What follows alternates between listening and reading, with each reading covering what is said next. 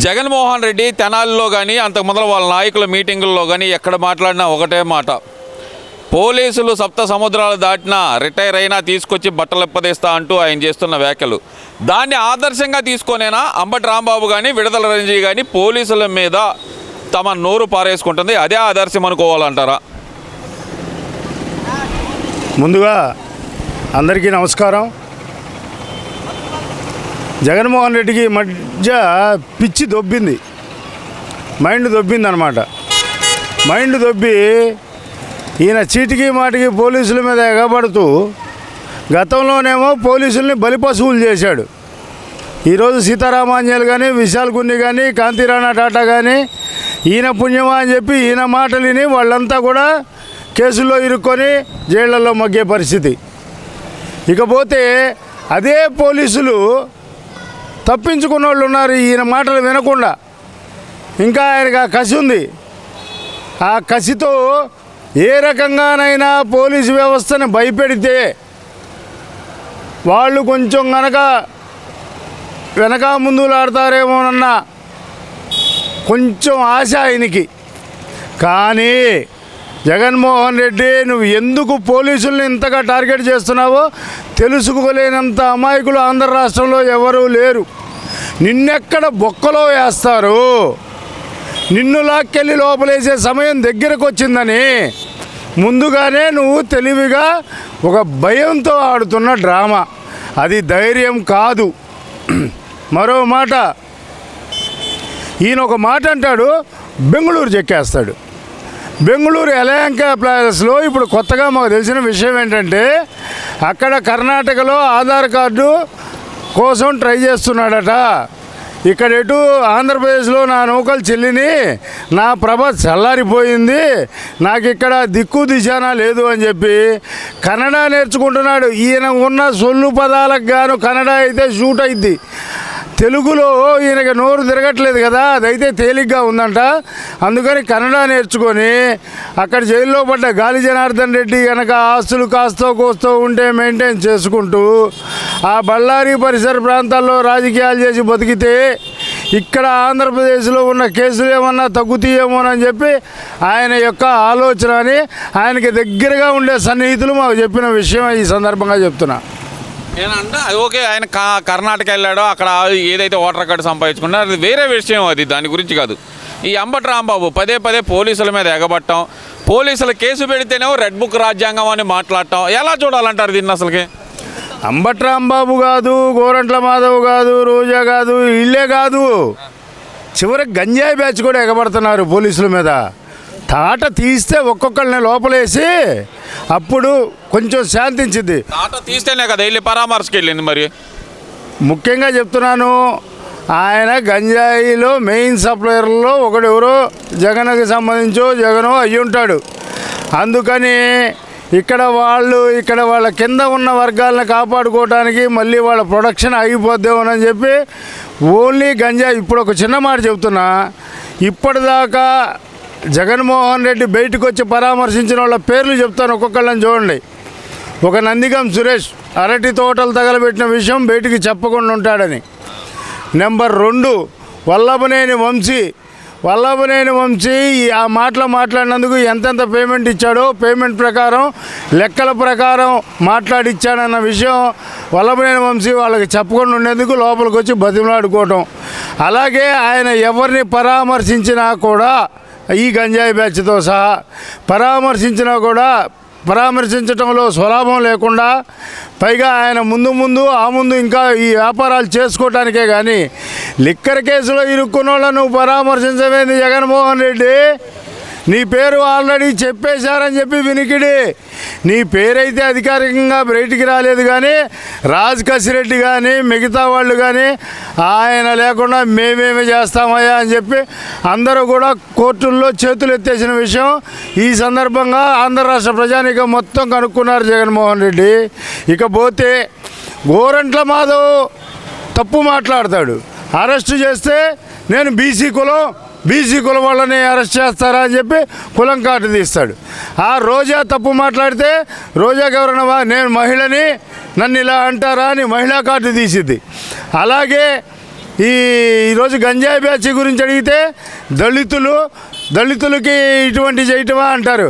ఏమయ్యా, నేరస్తుడికి నిర్దోషికి తేడా తెలీదా?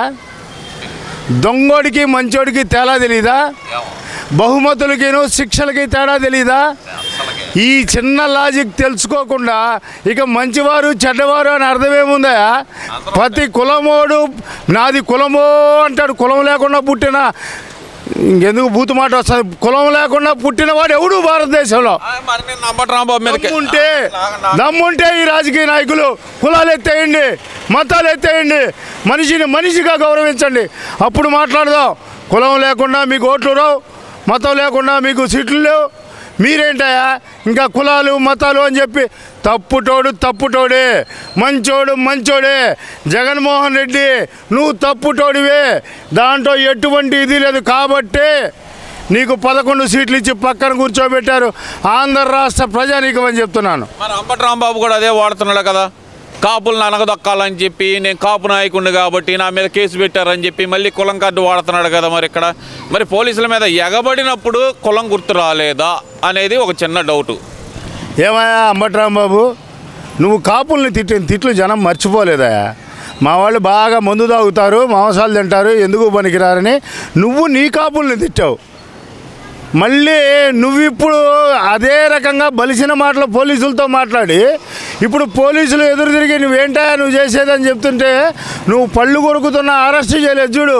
నిజంగా సిఐ గారికి ఎంతో మనోనిబ్బరం ఉండి నువ్వు చేసిన వెర్రి చేష్టల్ని అరెస్ట్ చేయకుండా ఆపినందుకు ఇప్పుడు నా కాపులు అంటున్నావు.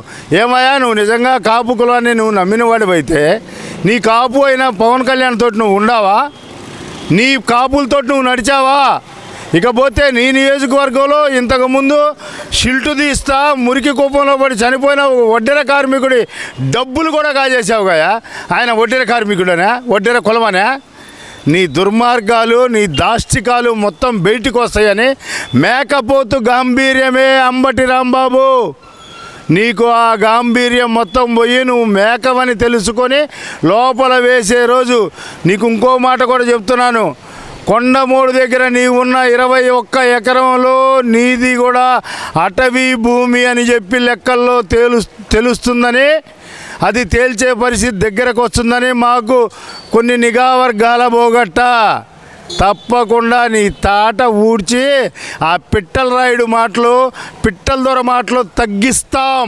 ఇది కూటమి ప్రభుత్వం ఖచ్చితంగా చేసి తీరుతుందని నేను నమ్ముతున్నా. ఇదంతా ఒక ఎత్తు. దానికి చెవులో పూలు పెట్టుకొని రోజా గారు బయటకు వచ్చి ఆమె చేస్తున్న వ్యాఖ్యలు ఎలా చూడాలంటారు? ఈ చెవులో పూలు కాన్సెప్ట్ని ఇప్పుడు ఏదో ఒక రకంగా జగన్మోహన్ దృష్టిలో పడాలని చెప్పి ఈ రోజారెడ్డి ఎలాగోలా ఓ చిన్న ప్రయత్నం చేసింది. మొన్న అంతకుముందు వచ్చినప్పుడేమో ఆడంగి వెధవలు ఉంది, ఇప్పుడేమో చెవులో పూలు పెట్టుకొని అసలు ఆమె నటనలు, ఆమె మహానటి, యాక్టర్స్, ఎందరో హీరోలతో నటించింది, ఎందరో డైరెక్టర్ల దగ్గర నటించింది, ఎందరో నిర్మాతల దగ్గర నటించింది. ఆమె కథలు చాలా పెద్దవి, ఆమె తీసిన సినిమాలు కూడా, ఆమె ప్రతి సినిమా గొప్ప సినిమాయే. అలాగే రాజకీయాల్లో కూడా ఇంకో పెద్ద పిక్చర్ అనుకుంటుంది. నటనలు ఆపమ్మ రోజా, నీ నటనలకి ఎవ్వరు ఇక్కడ ఆలోచించట్లేదు. నీ కథ కూడా బయటకు వస్తుంది. గోవిందుడి యొక్క డబ్బులు కాజేశావు, నువ్వు దొంగ టికెట్లు అమ్ముకున్నావు. నీ సినిమా హాళ్ళ కాడ బ్లాక్ టికెట్లు అమ్ముకునే వాళ్ళని ఫాలో అయ్యి నువ్వు తిరుమల టికెట్లు అమ్ముకొని రోజుకి 2000 మందిని నువ్వు కింద నుంచి కొండ మీదకి తీసుకెళ్తావు. ఒక్కో మనిషి దగ్గర 5000 వసూలు చేసిన చరిత్ర, నీ భాగోతం కూడా మొత్తం బయటకు వచ్చింది.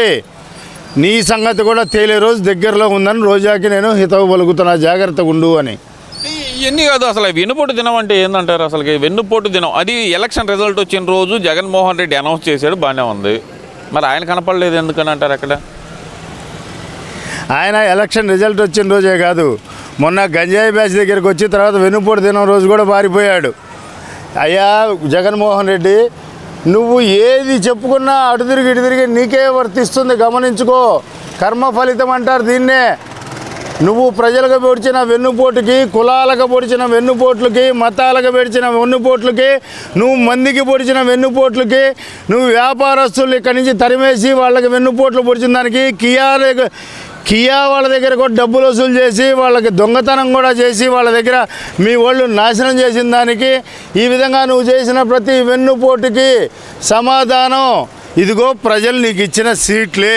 ఇక ముందు కూడా నీకు భవిష్యత్తు లేదు. నా మాటిని కర్ణాటకలో సెటిల్ అయిపో, బాగుపడతావు.